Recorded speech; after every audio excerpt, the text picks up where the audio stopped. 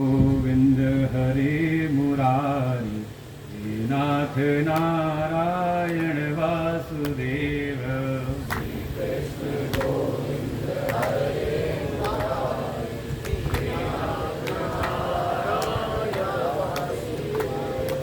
श्री कृष्ण गोविंद हरे मुरारी हे नाथ नारायण वासुदेव।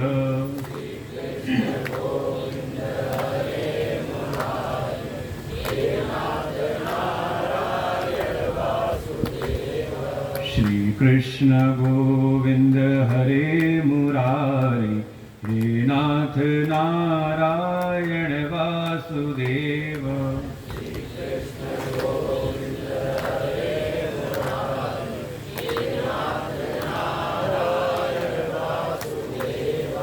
श्री कृष्ण गोविंद हरे मुरारी हे नाथ नारायण वासुदेव।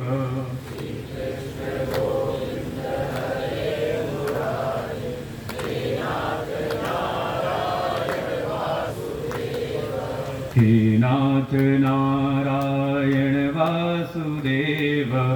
हे नाथ नारायण वासुदेव।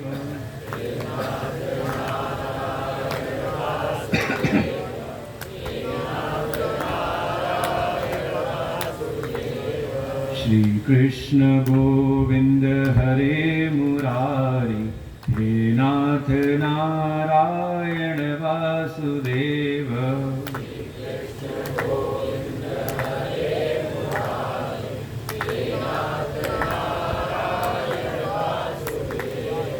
प्रेम से बोल सच्चिदानंद भगवान की, वृंदावन बिहारी लाल की, श्री सद्गुरुदेव भगवान की, सत्य सनातन वैदिक धर्म की।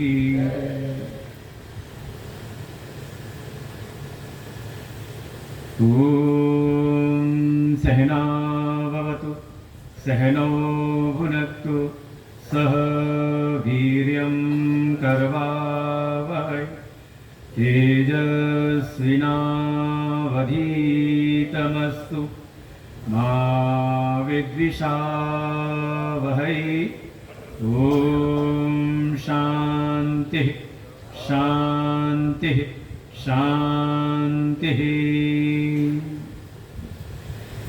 ओम पार्थाय प्रतिबोधितां भगवता नारायणेन स्वयं व्यासेन ग्रथितां पुराणमुनिना मध्ये महाभारतम् अद्वैतामृतवर्षिणीं भगवतीम् अष्टादशाध्यायनीम् अम्ब त्वामनुसन्दधामि भगवद्गीते भवद्वेषिणीम्।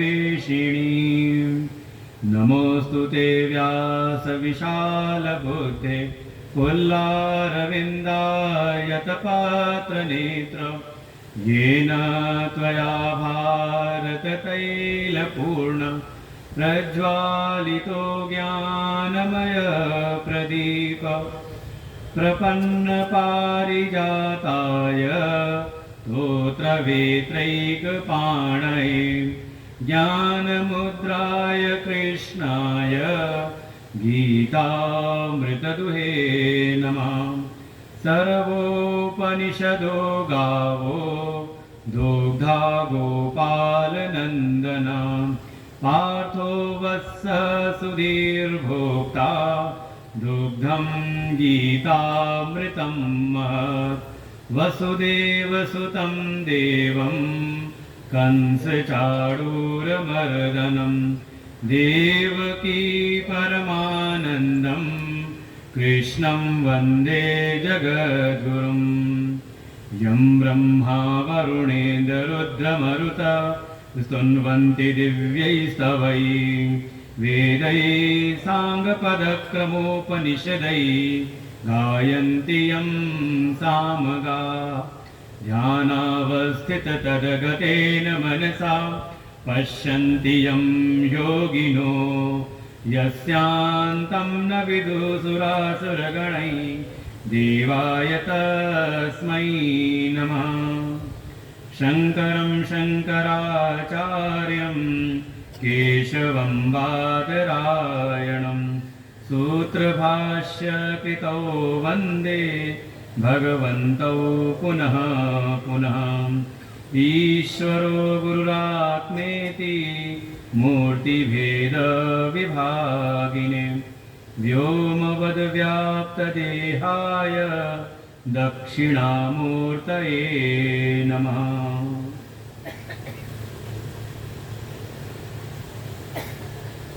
तृतीय अध्याय के तीसरे श्लोक से पाठ करते हैं। श्री भगवानुवाच लोकेऽस्मिन् द्विविधा निष्ठा पुरा प्रोक्ता मया नघ। ज्ञानयोगेन सांख्यानाम् कर्मयोगेन योगिनाम् न कर्मणामनारम्भात् नैष्कर्म्यं पुरुषोऽश्नुते न च सन्न्यसनादेव सिद्धिं समधिगच्छति। न हि कश्चित् क्षणमपि जातु तिष्ठत्य कर्मकृत् कार्यते यवशः कर्म सर्वः प्रकृतिजैर्गुणैः। कर्मेन्द्रियाणि संयम्य य आस्ते मनसा स्मरन् इन्द्रियार्थान् विमूढात्मा मिथ्याचारः स उच्यते। यस्त्विन्द्रियाणि मनसा नियम्यारभतेऽर्जुन कर्मेन्द्रियैः कर्मयोगम् असक्तः स विशिष्यते। असक्तः स विशिष्यते।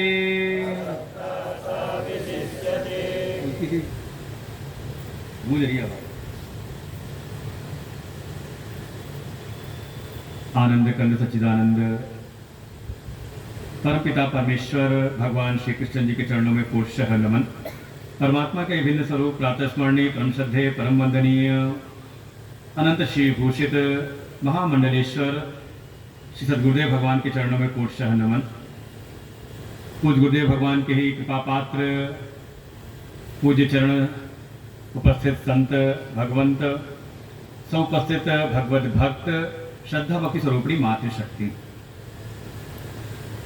श्रीमद् भगवद गीता का यह तृतीय अध्याय जिसका नाम है कर्म योग, जिसका प्रारंभ हुआ अर्जुन के प्रश्न के द्वारा कि हे कृष्ण, हे प्रभु, हे जनार्दन, जब आपके मत में कर्म से ज्ञान श्रेष्ठ है तो मैं आपकी शरण में आया हूं अपने परम श्रेय के लिए, अपने कल्याण के लिए। और आप कह रहे हैं जैसा कि आपने पूर्व में उपदेश किया, मीठी बज रही है, जैसा आपने पूर्व में बहुत कम हो गया। अरे ठीक था, तो कुछ बोला नहीं हमने। ज्यायसि चेत् कर्मणस्ते मता बुद्धिर्जनार्दन तत् किं कर्मणि घोरे मां नियोजयसि केशव। वैसे रहने देना। अर्जुन ने कहा, हे प्रभु, मैं आपकी शरण में आया हूं और मैं संसार में कुछ और नहीं, केवल और केवल अपना श्रेय चाहता हूँ। येन श्रेयो अहम आपनुयाम। आप मुझको निश्चित करके, मैंने पूर्व में भी कहा आपसे कि मुझको वो एक मार्ग बताइए जिसमें मेरे जीवन का परम कल्याण हो, और आपने उसका उत्तर भी दिया, उपदेश किया मुझको श्रेय के लिए। आपने स्पष्ट, एक तरफ तो आपने महिमा प्रतिपादित की सांख्य योग की, ज्ञान की आपने महिमा स्थापित की कि ज्ञान के द्वारा ही परम श्रेय की प्राप्ति निश्चित है। और फिर तुरंत ही आपने कर्म का भी वर्णन किया और मुझको एक प्रकार से बार बार आदेश दिया कि हे अर्जुन, तू कर्म कर, ततो युद्धाय युज्यस्व, तू युद्ध में तत्पर हो जा। क्षुद्रम हृदय दौर्बल्यम त्यक्तो तिष्ठ परंतप, उठ करके खड़ा होकर के अपना कर्म कर। कुरु कर्माणि तस्मात् त्वं, तू अपना कर्म कर। एक तरफ आपने महिमा तो बताई ज्ञान की, और मुझको बार बार आप प्रेरित कर रहे हैं कि तू कर्म कर। ये जो आपने कहा, और कर्म भी कैसा कैसा, ये घोर कर्म है। तो आप मुझ जैसे श्रेयाकांक्षी को जो ये बातें कर रहे हैं, मुझको कुछ ये मिली जुली हुई सी लग रही हैं। मैं तो आया था अपनी बुद्धि का मोह मिटाने के लिए, और आपके वचनों को सुन करके तो ऐसा लग रहा है कि मेरी बुद्धि और भी ज्यादा मोहित सी हो गई है। जैसा कि कल हमने चिंतन भी किया कि वास्तव में कोई ऐसा साधक है जिसने जीवन में कर्म का अनुष्ठान किया है, अपने लौकिक वैदिक जो भी कर्म है, चाहे कामना से प्रेरित होकर के, चाहे कर्तव्य बुद्धि से, चाहे समाज की सेवा की भावना से, या फिर कोई पुण्य अर्जन की भावना से, कि जीवन में मुझसे भूल करके भी कोई पाप ना हो और जीवन में मेरे पुण्य हो, जिससे कि मेरा ये लोक भी ठीक रहे और मेरा परलोक भी संवर जाए। ऐसे कर्मों का अनुष्ठान करते करते जिसके चित्त के भीतर थोड़ा कर्म के फलों से थोड़ी विरक्ति तो हुई, कारण वो कर्म के क्षेत्र में करते करते जो कर्म की जो उसने सार्थकता समझी थी, वो करते करते कहीं न कहीं उसको ये तो एहसास हो जाता है कि कितना किया जाए, कब तक किया जाए, कब तक करना पड़ेगा। कोई आ जाए, अगर कोई समस्या से ग्रसित हो तो आता है किसी संत के पास, महात्मा के पास, या कोई ब्राह्मण हो तो उनसे पूछता है ये समस्या आ रही, क्या करूं। तो मान लो गुरुजी उसको कुछ बता दे कि चलो इस मंत्र का जाप करो सब ठीक हो जाएगा, तो तुरंत उसका प्रश्न होता है कितना करना है, कब तक करना है, कि क्या कोई इसकी सीमा है कि नहीं। तो लगता है कि हम जिस कर्म के क्षेत्र में लगे हुए हैं वो कहीं न कहीं हमें किसी न किसी स्थिति में वो घोर ही प्रतीत होते हैं। और घोर कहने का तात्पर्य है, हमें लगता है कि कहीं न कहीं हम कर्म के बंधन में और भी ज्यादा फंसते जा रहे हैं। कर्म के द्वारा हमने जैसी परिस्थिति की कल्पना की थी कि हाँ करते करते एक समय ऐसा आएगा, ऐसी व्यवस्था बन जाएगी तो हम चैन से आराम से फिर रहेंगे, लेकिन लगता क्या है कि कर्म करते करते वो परिस्थितियां लगता है तुरंत ही लगता है कि जो परिस्थिति हमें प्राप्त हुई है उससे मन संतुष्ट होता नहीं, तब तक कोई नई परिस्थिति की आकांक्षा आ जाती है। तो लगता है कि हम कर्म करते करते कहीं ना कहीं इस कर्म के बंधन में और भी ज्यादा फंसते जा रहे हैं। तो क्या कोई उपाय है? क्योंकि कर्म करने वाले को ये एहसास होता है, जितनी मात्रा में कर्म बढ़ाते जाते हैं, और कल भी जैसे कह रहे थे कि कोई ज्यादा कर्मनिष्ठ हो, थोड़ा जिम्मेदारी का एहसास करे तो चार लोग अपना और भी बता देते हैं, हाँ तुम तो समझदार हो, तुम ही एक काम कर दो। तो लगता है जैसे कि इसे हम छूट ही ना रहे हों। पाप पुण्य का भी अगर कोई विचार करे तो लगता है कि हम जो भी कर रहे हैं वो हमारा कहीं ना कहीं पाप हो रहा है या पुण्य हो रहा है। पाप हो जाए तो पाप का फल है दुख संताप। तो ऐसा नहीं कि हो गया तो छुट्टी मिली, मन के भीतर आता है कि ये पाप से फिर ये पाप का जो फल है दुख, इसकी कैसे निवृत्ति हो, तो उसके लिए पुनः हम कर्म करते हैं।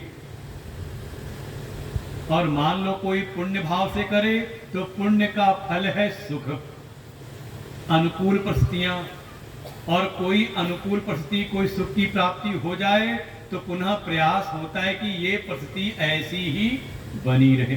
संसार में भी है, मान लो हमने कोई प्रयत्न करके, प्रयास करके, कर्मों का अनुष्ठान करके कोई एक स्थिति का हमने निर्माण कर लिया, अपने मन के अनुकूल परिस्थिति का निर्माण कर लिया, तो क्या काम पूरा हुआ? मकान बना लिया तो क्या काम पूरा हुआ? कब आगे भी लगा रहे कि ये परिस्थिति कैसे ऐसी ही बनी रहे। एक बार मान लो परिश्रम करके कोई चुनाव लड़ करके जीत जाए तो क्या शांति हो गई? कहा नहीं, अब कोई पद मिल जाए हमको, कोई मंत्रालय मिल जाए, अच्छा मिल जाए तो अच्छा मिल जाए, अच्छा मिल गया तो अगली बार भी ये मिल जाए। और लगता है कई बार कि अभी किसी ने वक्तव्य दिया, किसी बड़े राजनेता ने, किसी ने कहा अब तो आप बुजुर्ग हो गए, कहा अभी तो 84 साल का ही हुआ हूं, 94 वर्ष भी हो जाऊंगा तो भी ऐसे ही कार्य करता रहूंगा। क्या है, पूरा जीवन खपा दिया, लेकिन अभी जैसी संतुष्टि हमें चाहिए थी, जिसका आधार हमने बनाया था कर्म को। और देखिए ये श्रुति भगवती का आदेश है कि कम से कम संसार में जीवन जी रहे हो, अगर कर्म को आश्रय बना करके जीवन जी रहे हो तो थोड़ा उन कर्मों की परीक्षा भी तो लेते रहो।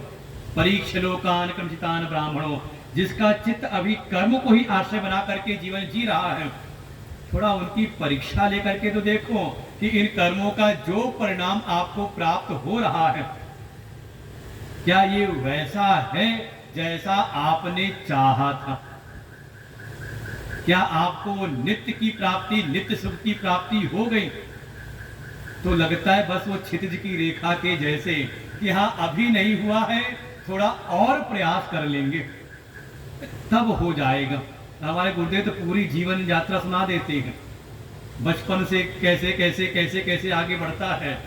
थोड़े बड़े, पहले तो पालने पड़े, थोड़े बड़े हुए तो लोगों ने कहा पढ़ाई कर ले तो सुखी हो जाएगा, पढ़ाई पूरी कर ली तो कहा नौकरी मिल जाएगी। तो ये हमने बहुत संक्षेप में बता रहे हैं, गुरु जी थोड़ा और विस्तार से बताते हैं इस बात को, एक एक जीवन की कड़ी को। कहा नौकरी मिल जाएगी तो सुखी हो जाएगा, अच्छा नौकरी मिल गई तो कहा अब विवाह हो जाए तो विवाह हो गया तो कहा अब बच्चे हो जाए तो तब सुखी हो जाएगा, बच्चे हो गए तो अब वो पढ़ लिख ले तब। तो कहीं ना कहीं एक जो कर्म के द्वारा जो हम परिस्थिति का निर्माण कर रहे हैं, वो एक परिस्थिति दूसरी परिस्थिति तक लेकर के जाती रहती है, और लगता है जैसे हम इस कर्म के बंधन में ही, और कहीं ना कहीं अगर चित्त के भीतर अतृप्त इच्छाएं रह जाएं तो वही फिर हेतु बनती, कारण बनती है पुनर्जन्म की। पुनरपि जननम पुनरपि मरणम पुनरपि जननी जठरे शयनम। तो कहीं ना कहीं अर्जुन को भी ये बात लगती है, और कोई भी साधक है जिसने सजगता पूर्वक, विवेक पूर्वक अगर जीवन में कर्म का अनुष्ठान किया है तो वास्तव में उसको ये समझ आती है, उसको लगा कि जिस कर्म को हमने आश्रय बनाया था जीवन में परम शांति, परम लक्ष्य की प्राप्ति की, वो तो होती दिखती नहीं, तो फिर मैं क्या करूं? और फिर वो जा शरणागत होता है किसी संत, किसी सदगुरु की शरण में, और मान लो वहां जाकर के गुरु जी फिर यही कहें कि हाँ मुक्ति तो होगी ज्ञान के द्वारा ही, लेकिन तू अभी कुछ दिन मेरी गौशाला को संभाल, तो कुछ दिन अभी हमारे विद्यालय में बच्चों को देखो, तुम अभी कुछ दिन हमारे आश्रम की मंदिर की व्यवस्था को देखो। तो मन में क्या होगा, इतना तो हम करके आ चुके हैं, अभी और कितना करना है। किम कर्मणि नियोजयसि, तो मन के भीतर आता है, क्योंकि देखिए कर्म का जो भी आधार था, ना तो अब संसार की कोई कामना है, ना कोई बहुत ज्यादा पुण्य पाप का ज्यादा भाव है, और ना ही कोई समाज सेवा की भावना है। तो जब कर्म के जो भी हेतु हैं जब वो भीतर रहे नहीं, तो अब मैं पुनः कर्म में क्यों लगूं? ऐसी जिसके भीतर भावना है तो क्या करे? तो फिर उसको समझ ले भगवान सदगुरु रूप में ही आकर के एक बात तो कम से कम निश्चित रखे, जैसे अभी आज हमारे अध्यक्ष जी बता रहे थे सिख संप्रदाय का, कि उन्होंने ग्रंथ को ही अपना गुरु मान लिया। गुरु मानियो ग्रंथ, और गुरु के प्रति जो उनकी निष्ठा है कि उनके जो भी परंपरा के 10 महान गुरु हुए उनके प्रति कैसी निष्ठा है, कि वही उनके लिए भगवान के स्वरूप है। और इसी का निरूपण किया, इसी को कहा हमारे शास्त्रों में श्रद्धा। श्रद्धा की बात भी कही जी ने। श्रद्धा क्या है? तो कहा दो के प्रति प्रबल विश्वास हो जाए। शास्त्रेषु गुरु वाक्येषु सत्य बुद्ध्या अवधारयित। जब अपने शास्त्र, जो हमारे वैदिक सनातन जो हमारे शास्त्र हैं, और साथ ही उन शास्त्रों का जो उपदेश करने वाले कोई सदगुरु हैं, तो उनके वचनों पर, क्योंकि भगवान की भी कृपा यही है कि आपके जीवन में इन दोनों का आश्रय आ जाए। आपके पास में शास्त्र भी हो और शास्त्र की बातों को समझाने वाले कोई सदगुरु भी हो, जो शास्त्र की बात का आपके सामने, शास्त्रों के जो भी रहस्य हैं उनको खोल करके समझाने वाले कोई सदगुरु हो, तो समझे इस समय आपके ऊपर साक्षात परमात्मा की कृपा हो रही है। क्योंकि मैंने कल भी निवेदन किया था इस बात का कि है तो भगवान, और भगवान भी किस रूप में? सारथी के रूप में है, या अर्जुन के कोई एक संबंध के रूप में, संबंधी के रूप में है। लेकिन जब शरणागत हुआ अर्जुन तो शिष्य रूप में, तो वही भगवान गुरु रूप में प्रकट हो जाती है। अब वो भगवान नहीं है, बिल्कुल साक्षात वो गुरु रूप में आ गए हैं, और शरणागत अर्जुन का फिर कल्याण करने के लिए भगवान उसको तत्व का उपदेश करती है। तो ये बात पक्की समझ लें गीता जी के माध्यम से कि जीवन में अगर कोई सदगुरु हैं तो साक्षात वो भगवान के ही स्वरूप हैं, जो उस उपाधि को धारण करके हमारे कल्याण के लिए, हम जिज्ञासुओं के कल्याण के लिए हम पर कृपा कर रही है। जैसा अर्जुन ने प्रश्न पूछा कि हे प्रभु, अब तो मुझको कर्म का कोई प्रयोजन दिखता नहीं, तो फिर आप मुझको पुनः कर्म में क्यों नियोजित कर रहे हैं? मेरी बुद्धि थोड़ी इन बातों से मोहित सी हो रही है, क्योंकि आप महिमा बताते हो ज्ञान की और मुझको नियोजित करते हो, बार बार प्रेरित करते हो कर्म करने के लिए। हे प्रभु, मैं तो केवल और केवल श्रेय चाहता हूं, आप मेरे कल्याण के लिए मुझको कोई एक निश्चित मार्ग बताइए। ऐसे अर्जुन ने भगवान से पुनः प्रश्न पूछा, अपनी जिज्ञासा को व्यक्त किया। मुख्य रूप से एक तो कि आपके जो वचन है ये दोनों मिले जुले हुए से हैं, और दूसरा अगर आपके मत में ज्ञान श्रेष्ठ है तो मुझको कर्म में आप क्यों प्रेरित कर रहे हैं? तो भगवान जब उत्तर देना प्रारंभ करते हैं तो सबसे पहले निराकरण किया, जो पहली बात पूछी है पहले श्लोक में कि कर्म से ज्ञान श्रेष्ठ है तो मुझको कर्म में क्यों लगाते हैं। भगवान ने पहली बात इसका कहीं खंडन किया नहीं, इसका निराकरण नहीं किया कि कर्म से ज्ञान श्रेष्ठ है, इसमें मैं कोई संशोधन कर दूं, इस पर नहीं। भगवान पहले आते हैं, निराकरण करते हैं। जो अर्जुन ने कहा कि हे प्रभु, आपके जो उपदेश हैं, जो वचन हैं, मुझको मिले जुले हुए से लग रही है। सबसे पहले तीसरे श्लोक में इसी का निराकरण किया है। पुनः पाठ करते हैं। लोकेस्मिन् द्विविधा निष्ठा पुरा प्रोक्ता मया नघ ज्ञान योगेन सांख्यानाम् कर्म योगेन योगिनाम् लोकेस्मिन् द्विविधा निष्ठा पुरा प्रोक्ता मया नघ ज्ञान योगेन सांख्यानाम् कर्म योगेन योगिनाम्। इसीलिए कल भी कहा था और आज भी निवेदित कर दिया कि कम से कम अपनी गीता ले करके आए। उसका फल क्या होगा? जो आपके चित्त में एक भय रहता है ना, इच्छा तो है कि अपने शास्त्रों का हम चिंतन करें, स्वाध्याय करें, लेकिन जैसे ही उठाते दिखाई देते हैं संस्कृत के अक्षर, फिर उठा के वैसे ही बंद करके फिर लाल कपड़े लपेट करके रख देते हैं, पूजा वूजा कर लेते हैं, मत्था टेक लेते हैं।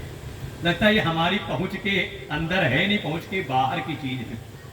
तो कम से कम अगर आप बचे हुए, अब तो आप क्या कहा जाए, आज तीसरा दिन, 4 दिन और है, अगर श्रीमद् भगवत गीता स्वयं लेकर के आए तो आपको कम से कम इतना तो है कि एक अध्याय आप पढ़ना सीखोगे तो इसी लय पर आप पूरी गीता का पाठ करना सीख जाओगे।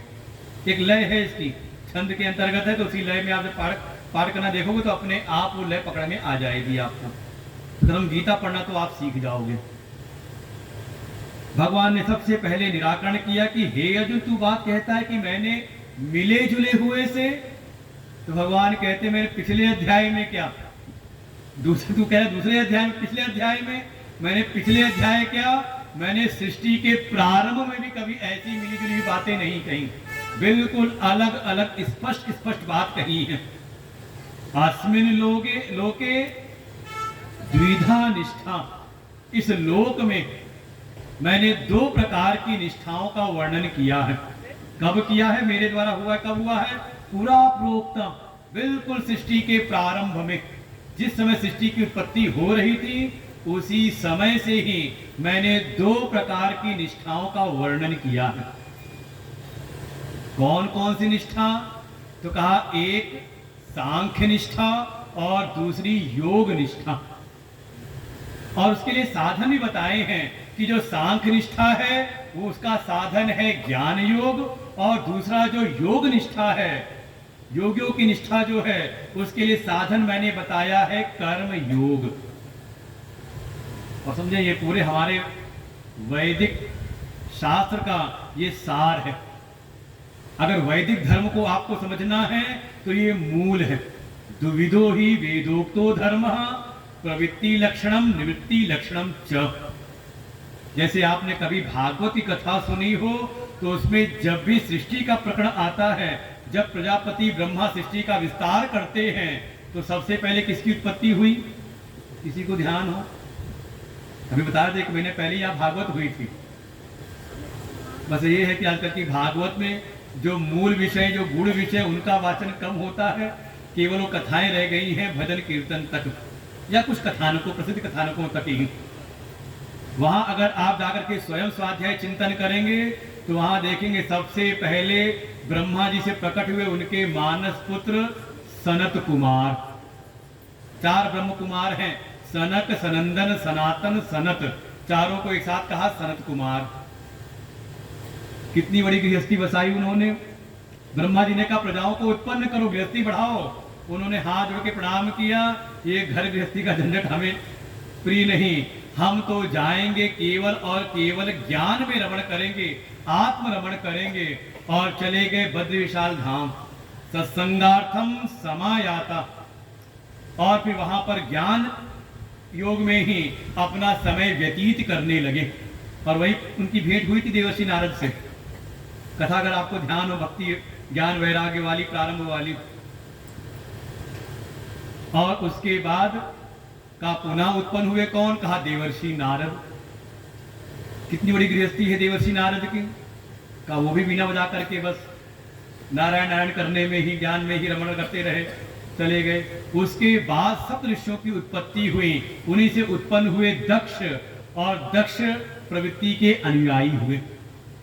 तो सृष्टि के मूल में ही ये जो हमारा सनातन वैदिक धर्म है उससे 2 प्रकार का धर्म प्रकट हुआ।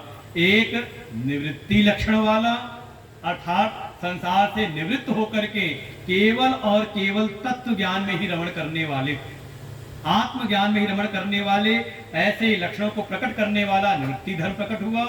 और साथ ही जिनके भीतर वो योग्यता, वो निष्ठा नहीं है, उनके लिए कर्म का मार्ग, प्रवृत्ति का मार्ग भी प्रकट हुआ है। इसलिए भगवान कह रहे हैं मया प्रोक्ता, मेरे द्वारा ही प्रकट हुआ है। कब, कहा पूरा सृष्टि के प्रारंभ, सर्ग आदो, सृष्टि के प्रारंभ से ही 2 प्रकार की निष्ठा।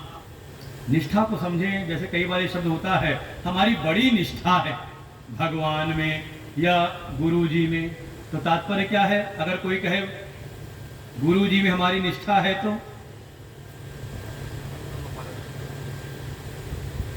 निष्ठा है तो अब ये नहीं कि इन गुरुजी से काम नहीं बनेगा तो हम कोई दूसरे गुरुजी ढूंढते हैं। तो क्या हुआ का अभी निष्ठा नहीं है। एक हमारे इष्ट हैं, उन पर निष्ठा का मत तात्पर्य क्या है कि अब तो इन्हीं पे अपना जीवन अर्पण कर दिया है। जन्म कोटि लगी रगर हमारी, बरऊ शंभु न तो रहूं कुमारी। सुना होगा रामचरितमानस में, ये माँ भगवती पार्वती जी कहती जब उनकी परीक्षा होती सप्तऋषि लोग आए और देखे परीक्षा इसी चीज की थी, उनकी निष्ठा की, अपने साध्य के प्रति कितनी निष्ठा है और साधन के रूप में गुरु के प्रति कैसी निष्ठा है। पहले तो हिलाया गुरु जी के लिए ही, अरे किसके चक्कर में देवर्षि नारद, किसका घर बसा है देवर्षि नारद के बसाए हुए, और वहां पे अनेकों अनेकों इतिहास सुना दिए। देखो वो चक्कर में पड़ा तो उसका घर डूब गया, वो चक्कर में पड़ा तो उसका घर उजड़ गया, किसका घर बसा है। तो वहां पर निष्ठा कैसी है, तजौ न नारद कर उपदेश, जो सत बार कहूं आप महेश।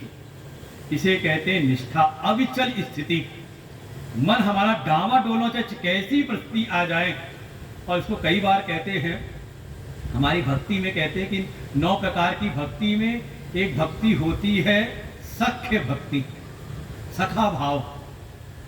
क्या तात्पर्य सखा भाव का, कि गुरु जी के प्रति अगर भक्ति सखा भाव आ जाए तो कंधे पे हाथ रखते हैं, हाँ गुरु जी हाथ बड़ा अच्छा, चलते घूम करके आते हैं।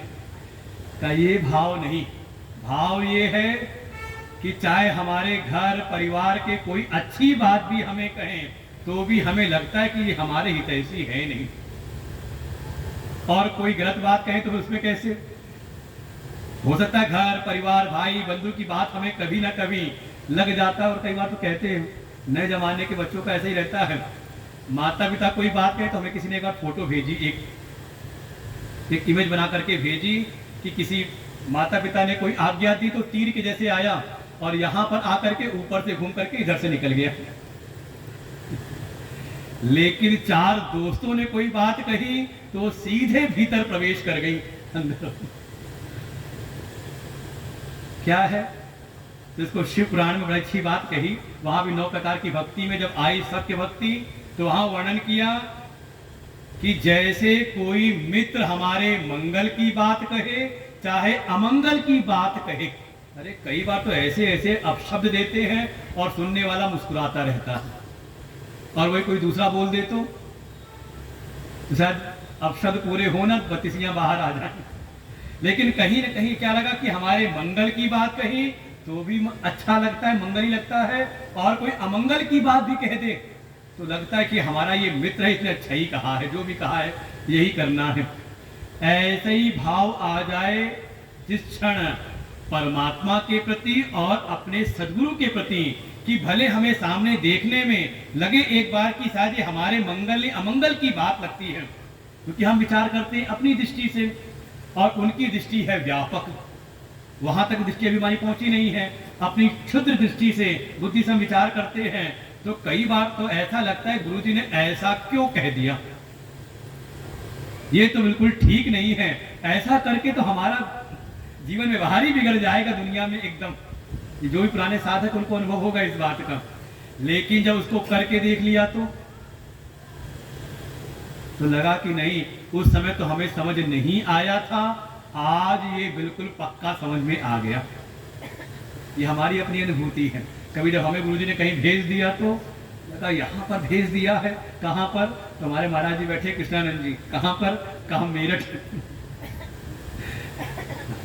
पुराने हमारे गुरुदेव की कृपा पात्र हैं, वो ऐसी जगह थी जहां पर कोई जाता नहीं था बल्कि उस आश्रम में भेजा जाता था। तो हम लोग भी बड़ा शुरू जब रहे, जब कोई ब्रह्मचारी या कोई महात्मा आए, कोई विद्यार्थी आए वहां पर, तो उससे आते पहली बात यही पूछते थे, क्या किया तुमने, क्या किया था, क्यों भेजा गया। तो चाहे वो कितनी बात भी क्यों समझ जाते बिना, क्योंकि वहां सजा के तो लगता था कि बिल्कुल यहाँ आकर के डाल दिया, यहाँ ना कोई व्यवस्था है, ना कोई कार्य करने को दिखाई देता है, लगता है कि है क्या हमारे अमंगल के लिए। लेकिन अब क्या एहसास होता है जब उसी आज्ञा का पालन करते हुए रहे तो लगता है कि वास्तव में जो हमें उस परिस्थिति में लग रही थी अमंगल की बात, वही मेरे परम कल्याण की बात थी। चाहे स्थिति हमें लगे कि हमारे कल्याण की है, और चाहे हमें लगे कि नहीं, इसमें तो हमारा कोई मंगल दिखता नहीं, अमंगल दिखाई दे रहा है, लेकिन फिर भी वो अविचल भाव से चरणों में समर्पित बना रहे, इसको कहते हैं निष्ठा।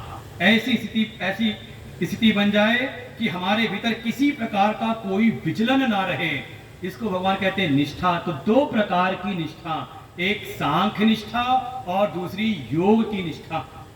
भगवान कह रहे हैं बिल्कुल प्राचीन समय से ही, सृष्टि के प्रारंभ से ही दो प्रकार की निष्ठा का मैंने प्रतिपादन किया है और उसके साधन भी बताए हैं। अब देखो निष्ठा कैसे समझ सकते हैं।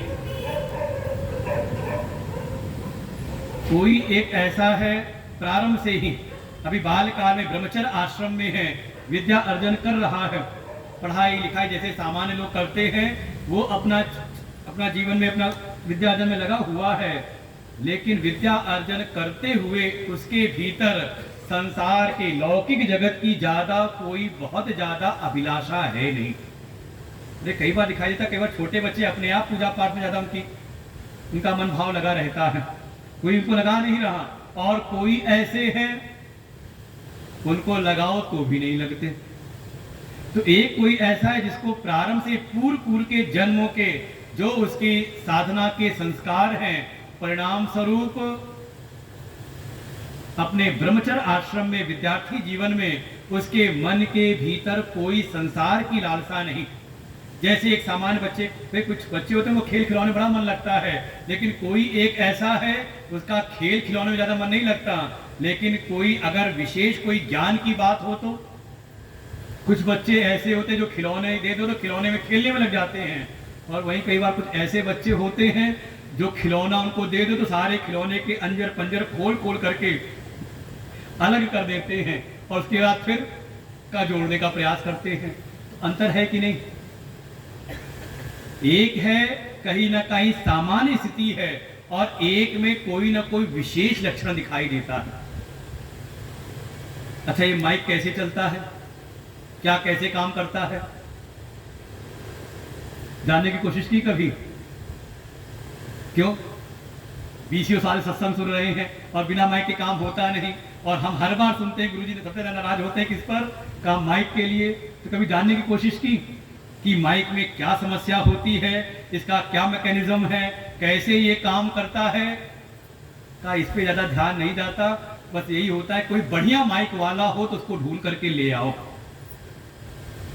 एक स्थिति ये है, और एक स्थिति ऐसी है किसी के मन में आया कि अगर गुरु जी को बार बार समस्या होती है माइक की वजह से, तो चलो मैं इसको जान करके देखता हूं कि इसमें समस्या क्यों आती है, कैसे इसको चलाया जाता है, इसका मैकेनिज्म क्या है कि दो स्थिति हो गई ना। एक ऐसा है कि वो विचार कर रहा है कि इसका सिद्धांत क्या है, और दूसरा केवल और केवल उसको उपयोग करने के लिए लगा हुआ है कि इसका उपयोग करने को मिल जाए, काम हो जाए। तो दो प्रकार की स्थिति हो गई। तो आप कह सकते हैं जिसके भीतर विचार की भावना है, जो हर चीज के प्रति एक विचारक रूप में रहता है, तो उसको कह सकते हैं सांख्य निष्ठा, जिसकी ज्ञान में निष्ठा है। भाई कह सकते हैं इसी समाज में ही एक तो समान हम सब लोग हैं, लेकिन हमारे बीच से ही कोई ऐसा है जो वैज्ञानिक बन जाता है। भाई कितनी बार सेब ऊपर से गिरता है नीचे आता है, ध्यान गया हमारा क्यों गिर रहा है? कितनी बार हमने बर्तन में पानी उबाला और ढक्कन हिलता रहता है, कभी ध्यान गया क्यों हिल रहा है? नहीं, बस अपना काम किया, फल गिरा, खाया, काम बना, चलते बने, और कोई उसी में उसके खोज करने लगा।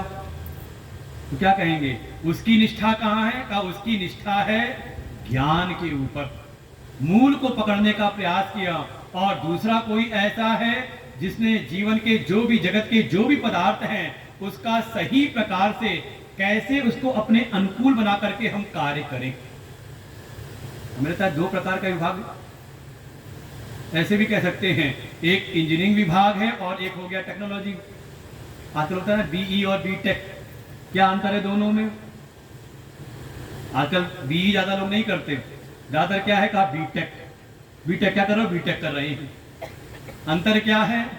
तो अंतर बस यही है, एक में थ्योरेटिकल है, एनालिटिकल काम हो रहा है, वहां विश्लेषण कर रहे हैं, विचार कर रहे हैं कि जगत के जो भी पदार्थ हैं इनका रहस्य क्या है, जो भी यहाँ पर एलिमेंट दिखाई दे रहे उसकी प्रॉपर्टी, उसकी गुण क्या है, उसका हम विचार कर रहे हैं।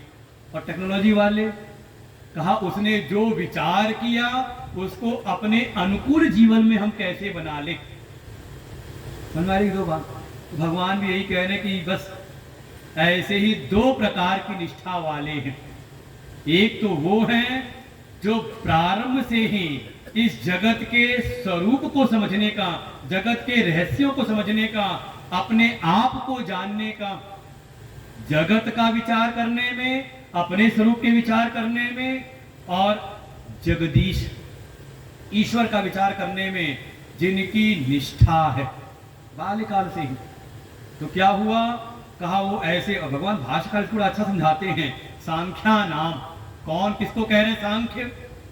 सांख्य निष्ठा वाले कौन हैं? तो कहा आत्मा अनात्म विषय विवेक ज्ञानवताम ब्रह्मचर्य आश्रमात एव कृत संन्यासा नाम वेदांत विज्ञान सुनिश्चितार्था नाम परमहंस परिव्राजका नाम ब्रह्मणि एव अवस्थिता नाम निष्ठा। ये भाष्य में दिया हुआ है, भगवान भाष्यकार ने इसका व्याख्यान किया। किसको कहा सांख्य? कि जिसकी प्रारंभ से ही आत्म अनात्म विषयों में थोड़ी रुचि है, उसका विवेक जन्म जन्मांतर के संस्कारों के प्रभाव से बाल्यकाल से उसका विवेक जगा हुआ है, और वो ब्रह्मचर्य आश्रम से, विद्यार्थी जीवन से ही सीधे कृत संन्यासा नाम संन्यास ले लिया। मैं तो साथ हमारी कहानी हो रही होगी, संन्यास ले लिया। क्यों ले लिया? अब कई बार लोग पूछते हैं क्यों संन्यास ले लिया आपने, ऐसी क्या घटना हुई थी?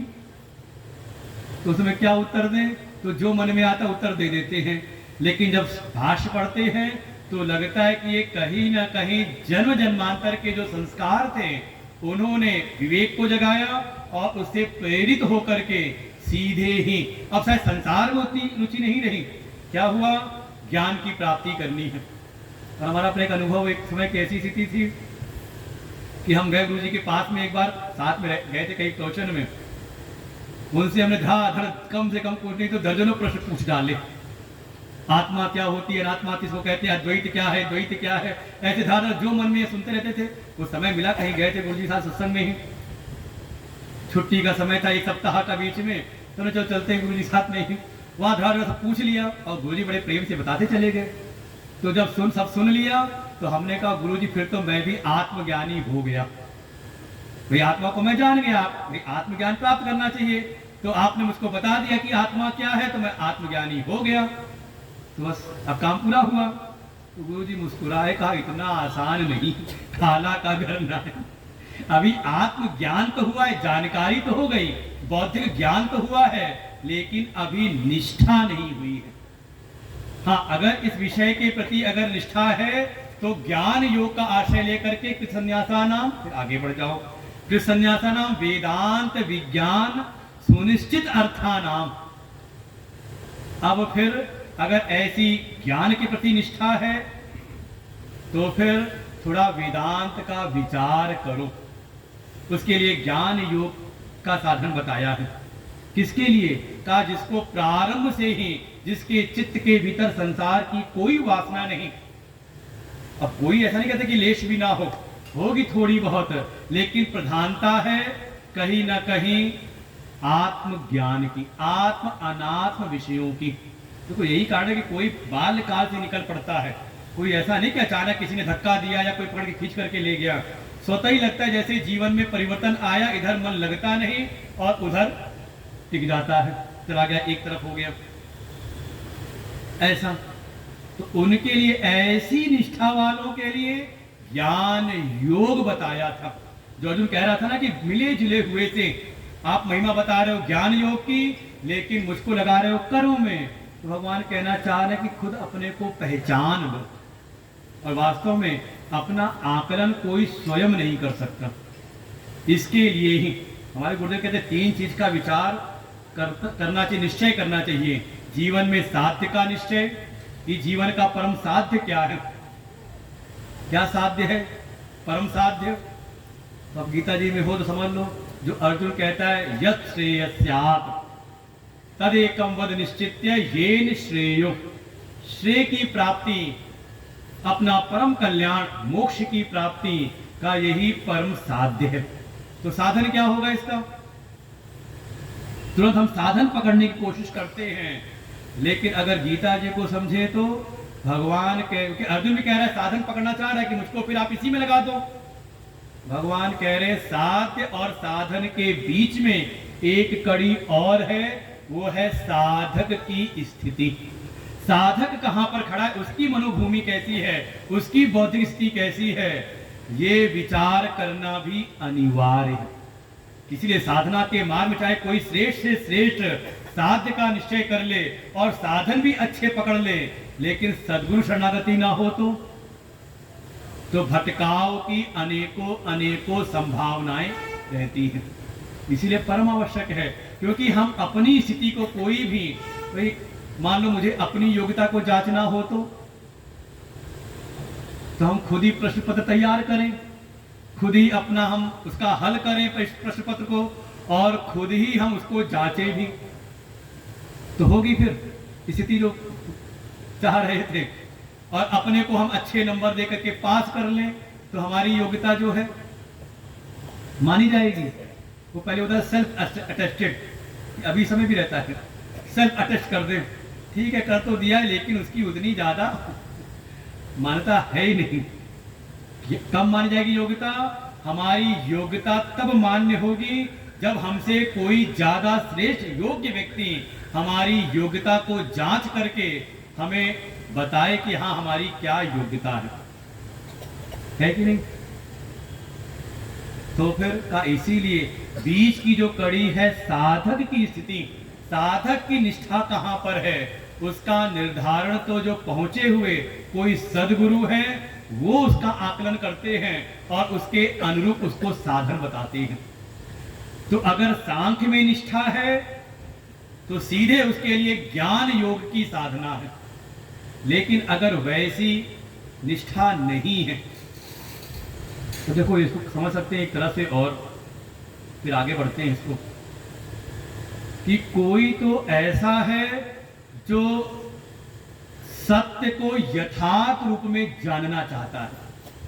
हमारे पूज्य महाराज श्री वृंदावन के परम श्रद्धेय परमादरणीय पूज्यपाद स्वामी अखंडानंद जी महाराज कहा करते थे कि जो सत्य का नग्न दर्शन करना चाहता हो, बिल्कुल नग्न रूप में, कोई आवरण नहीं, कोई उपाधि नहीं।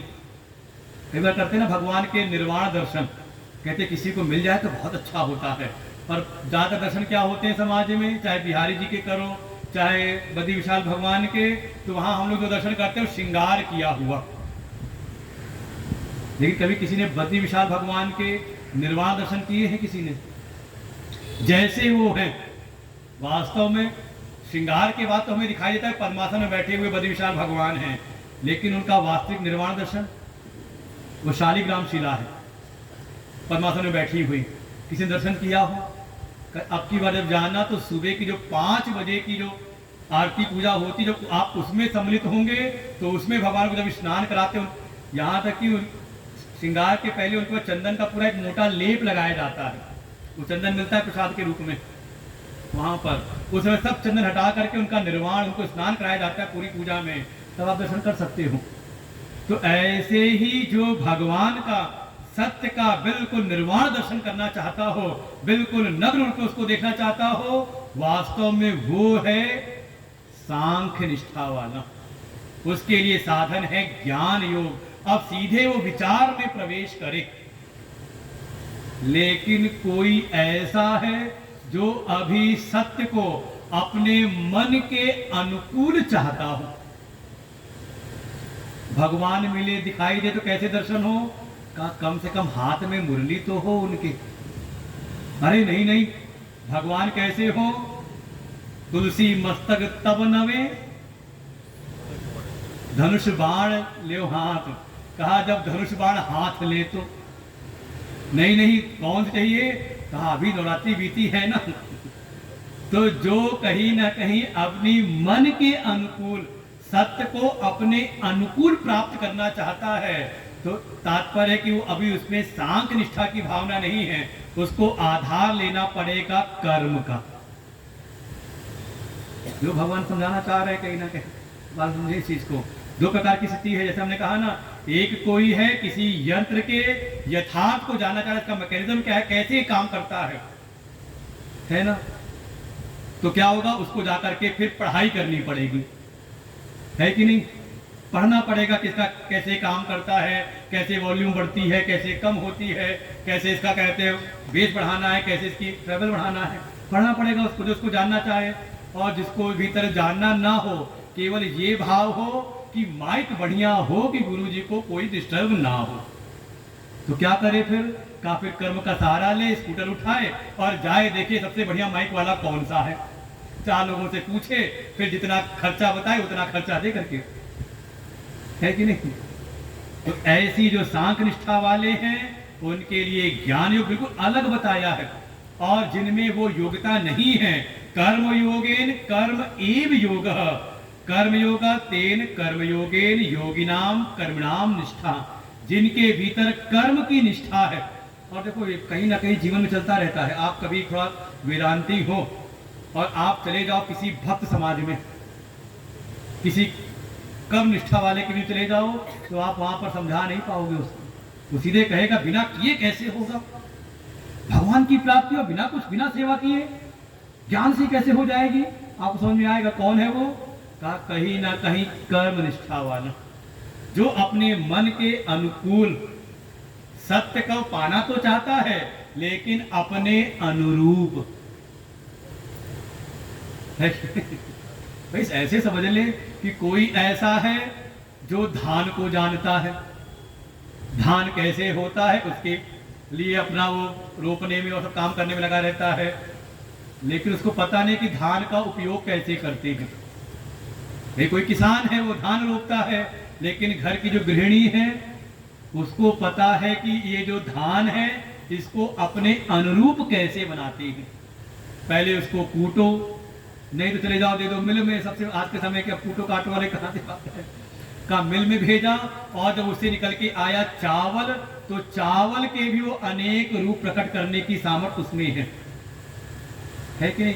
तो एक उसके यथार्थ को जानने वाला है, यथार्थ की इच्छा रखने वाला है कि सत्य को मैं यथार्थ रूप में जानूं, तो वो कौन है, कहा वो ज्ञान निष्ठा वाला है, सांख्य निष्ठा वाला, उसके लिए साधन है ज्ञान योग। और कोई जो उस परम सत्य को अपने अनुरूप अपने अनुकूल पाना चाहता है, वो कौन हो गया, तो कहा वो है योग निष्ठा वाला, उसके लिए कर्म योग की साधना।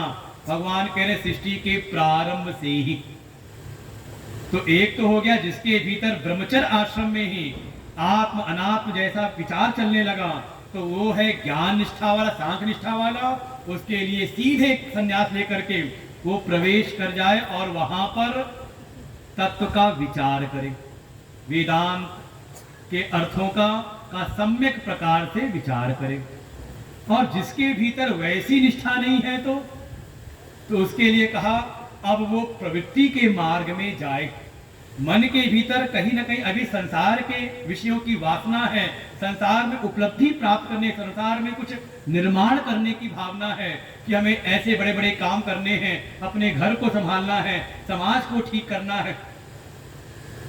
विस्तार आप कुछ भी समझ सकते हैं इसका जैसे भी। तो उसके लिए कहा अब तुम ब्रह्मचर्य आश्रम से समावर्तन करा करके, मतलब स्कूल से टीसी लेकर के, डिग्री लेकर के अब जाओ संसार में कर्म के मार्ग में। और मन के भीतर जो भी वासनाएं हैं, जो भी उपलब्धियां प्राप्त करने जो इच्छाएं हैं, उनको धर्म पूर्वक धर्म के अनुरूप कर्म करते हुए, कर्म योग का अनुष्ठान करते हुए उन वासनाओं का क्षय करो। और करते हुए आना वही है, अलग नहीं, पहुंचना वही है। कहां पर, कहा उसी सांख्य निष्ठा में ही। अलग अलग बिल्कुल ना, बिल्कुल ऐसे अलग भी नहीं है और ये मिले जुले हुए से भी नहीं है। तो क्या है? तो भगवान कह रहे हैं इसमें देखो बहुत सारा विचार है इसमें समुच्चय का। आजकल प्रातःकाल हम लोग आश्रम पे जो विषय चल रहा है, आजकल यही विषय चल रहा है, समुच्चय का विषय। क्या करना है? कर्म का ज्ञान के साथ समुच्चय है या ज्ञान का कर्म के साथ है? कैसे क्या करना है? तो वहां बात आती घूम फिर के क्या करना है? का समुच्चय साथ साथ नहीं हो सकता, क्योंकि कर्म का मार्ग अलग है और ज्ञान का मार्ग उस प्रकार से अलग है। करना क्या है? भगवान अगले श्लोक में वो बात लाते हैं। करना क्या है? कहा क्रम समुच्चय के रूप में करना है।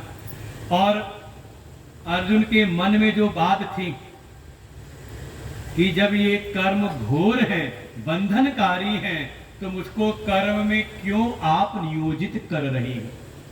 जो व्यामिश्र देने वाली बात कही थी उसका भगवान ने कर दिया निराकरण कि ये मिले जुले हुए से नहीं, बल्कि जैसा अधिकारी है, अधिकारी के अनुरूप, अगर सांख्य निष्ठा वाला अधिकारी है उसके लिए ज्ञान योग का प्रतिपादन किया है, और जिसमें वैसी अधिकारित्व नहीं, पादता नहीं, तो वो सांख्य निष्ठा की पादता को उत्पन्न कराने के लिए उसके लिए कर्म योग का अनुष्ठान। और बताया भगवान ने दूसरे अध्याय में दोनों को वर्णन किया है। कर्म योग की निष्ठा के लिए तो भगवान समझ ले जिस समय ज्ञानियों का लक्षण है 54वें श्लोक से, उसके पहले के जो 2 श्लोक हैं वो यही है। एक में कर्म की निष्ठा, कर्मयोग की निष्ठा, 52वें श्लोक में यदा ते मोह कलिलम बुद्धिर व्यतितरिष्यति तदा गंतासि निर्वेदम श्रोतव्यस्य श्रुतस्य च, कि जो भी कर्म में लगा रहे हैं तो कब तक करना है? कहा जब तक आपके भीतर का जो भी कलुषता है, मोह कलुषित जो है, जो ये कलमश है, जब तक ये दूर ना हो जाए। और उसका लक्षण क्या है? तदा गंतासि निर्वेदम श्रोतव्यस्य श्रुतस्य च, जो भी सुनने योग्य है या सुना हुआ है, उन सब से जब आपके भीतर वैराग्य हो जाए तब तक। उसके लिए क्या है? कहा कर्म की निष्ठा और ज्ञान निष्ठा। उसके अगले श्लोक में कैसी निष्ठा है? तो कहा श्रुति विप्रतिपन्ना ते यदा स्थास्यति निश्चला। देखिए वही स्थास्यति निश्चला, जिसकी निश्चल स्थिति हो गई। अब वो श्रुतियों में जो अनेकों साधन साध्य जो भी सब बताए गए हैं, उसमें जिसका मन विचलित नहीं होता, बल्कि कहां स्थित हो गया है? तो कहा समाधा व अचल बुद्धि तदा योगम अवाप्स्यति। समझे? उस आत्मा में ही जिसकी समाधि लग गई, का ये है सांख्य निष्ठा। भगवान कहे अलग अलग बताया है अधिकारी के अनुरूप। अब जो बात कही कि जब ये कर्म घोर स्थिति को प्रकट कर देते हैं, कहीं ना कहीं घोर कहने का तात्पर्य है बंधन को प्रकट करते हैं, तो मैं फिर पुनः कर्म में क्यों लगूं? क्योंकि अब तो मुझे कर्म का कोई हेतु दिखता नहीं अपने जीवन में, ना कोई कर्तव्य की भावना, ना कोई समाज सेवा, ना ही कोई पुण्य की भावना, तो क्यों करूं? जैसे भगवान कह रहे हैं इसकी अनिवार्यता है। अब हेतु क्या रहे?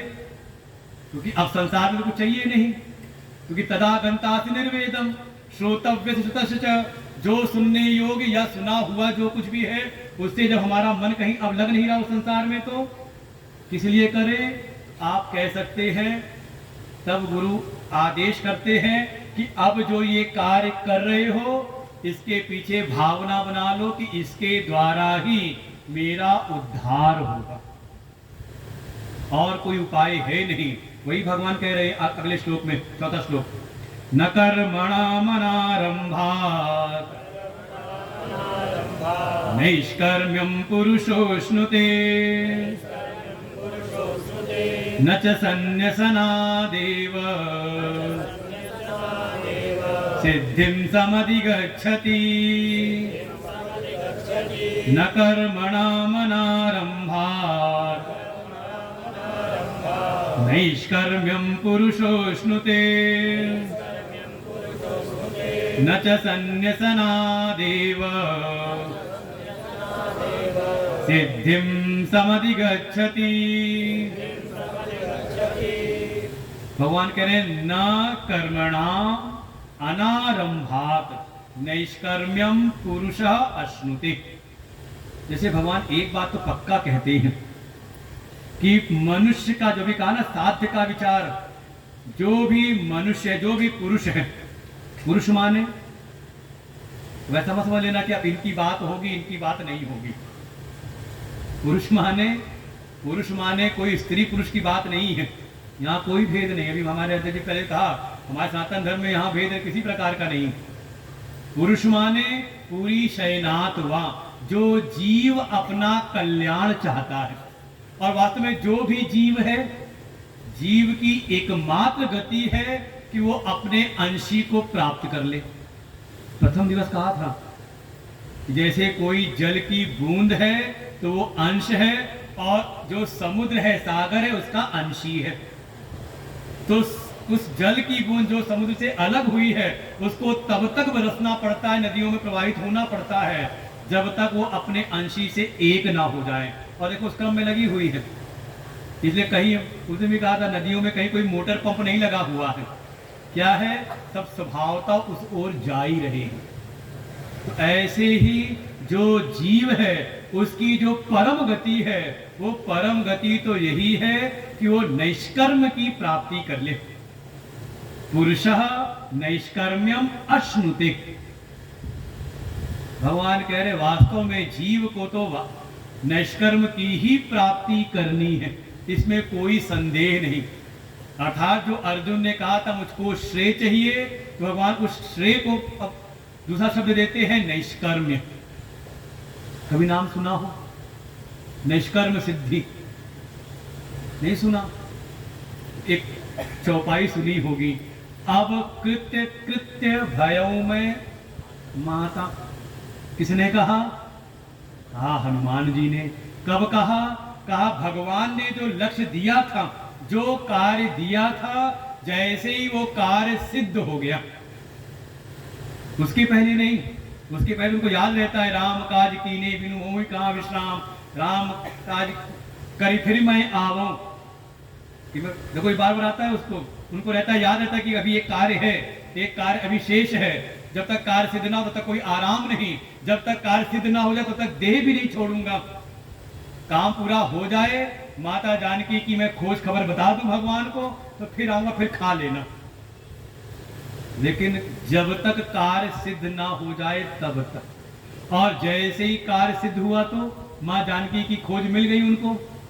यही तो कहा था कि जा करके जानकी का पता लगाओ, और भगवत कार्य पूरा पता ही लग गया जानकी जी का। तो कहा अब उनको लगती है भूख। लेकिन उसके पहले कहा कि अब मैं कृत्य कृत्य हो गया हूं, और अब उनको वो फल दिखाई देते हैं कि चलो अब यहाँ के कुछ फल खाए जाएं। अर्थात नैष्कर्म अर्थात ऐसी स्थिति आ जाए जीवन में कि जिसके लिए हमारा ये प्राकट्य हुआ था, वो परम लक्ष्य, वो परम साध्य सिद्ध हो जाए।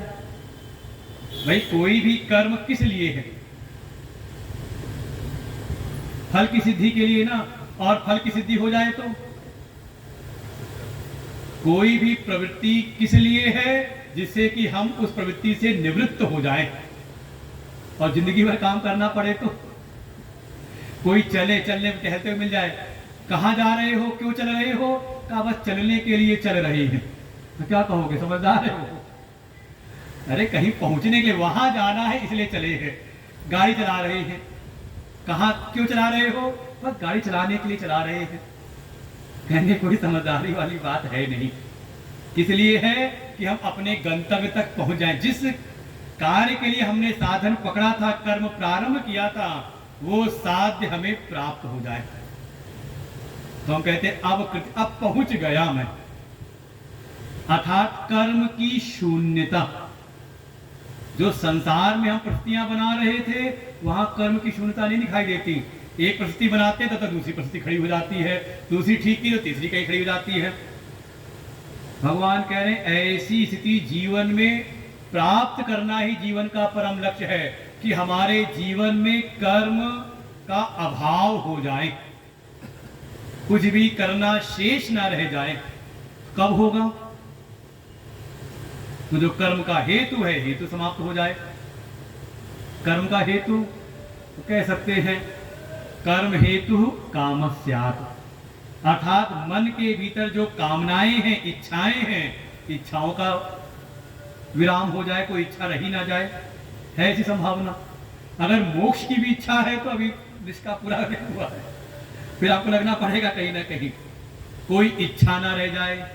अच्छा, इच्छा ना रह जाए तो इच्छा बनती है जब भीतर कहीं ना कहीं भोक्तृत्व भाव हो, भोगने की भावना हो कि हाँ ये जीवन तो ठीक ठाक हो गया, कम से कम परलोक हमारा ठीक ठाक हो। क्या इच्छा बन रही है भाई? हमने पुरानी कहानी से नहीं बताई कि ज्यादा पुराने वाले नीचे वाले है नहीं, ज्यादातर कौन है कहा इसकी प्राप्ति की पार किए हुए। अब कोई ज्यादा जवान लोग होते तो कहते उनके जीवन में क्या है कि हाँ इस लोक में अपना कुछ करना है, अपना घर परिवार सब ठीक ठाक करना है, समाज में स्थिति बनानी है। इच्छा है तो क्या करना पड़ेगा? कहा कर्म में लगना पड़ेगा। जाओ अच्छी पढ़ाई करो, पढ़ाई कर ली तो कहा जाके कभी नौकरी करो, व्यवसाय करो, पुरुषार्थ मेहनत करो। उसको करके हम सब निवृत्त हो गए तो अब चिंता आती है ये तो संसार, ये तो लोक हुआ, अब थोड़ा परलोक की चिंता। इच्छा है ना भोग की कि यहां तो सब भोग की व्यवस्था ठीक ठाक है, परलोक में क्या मिलेगा, चिंता है कि नहीं? जैसे अपने शहर में रह रहे हैं, यहां तो ठीक से रह रहे हैं, लेकिन कभी जा रहे हो तीर्थ यात्रा पर तो मन में आता कि नहीं कि वहां जा तो रहे हैं हरिद्वार, वहां रहने का ठिकाना क्या होगा, वहां भोजन की व्यवस्था क्या होगी। और इसका बड़ा अच्छा अनुभव हमें है। गुरुदेव की सेवा में एक सेवा मिलती है साधना शिविर की व्यवस्था, जो कहीं ना कहीं बाहर तीर्थों में होता है। सारी अच्छी से अच्छी व्यवस्था करने के बाद भी सबसे बड़ा काम होता है भक्तों के फोन कॉल का उत्तर देना। वहां तापमान क्या है, मौसम क्या है, कितने कपड़े, कौन से कपड़े लाने। क्योंकि कई बार विषम स्थितियों में भी होता है, यहाँ ठंडक है और चले गए रामेश्वरम तो वहाँ गर्मी है, यहाँ गर्मी है चले गए पशुपतिनाथ में, तो कई बार रहता है। तो मन में क्या है, क्या चिंता क्या है? कहीं ना कहीं भोक्तृत्व भाव भीतर बैठा हुआ है जो इच्छा के रूप में प्रकट होता है। इच्छा हमें कर्म में लगाती है।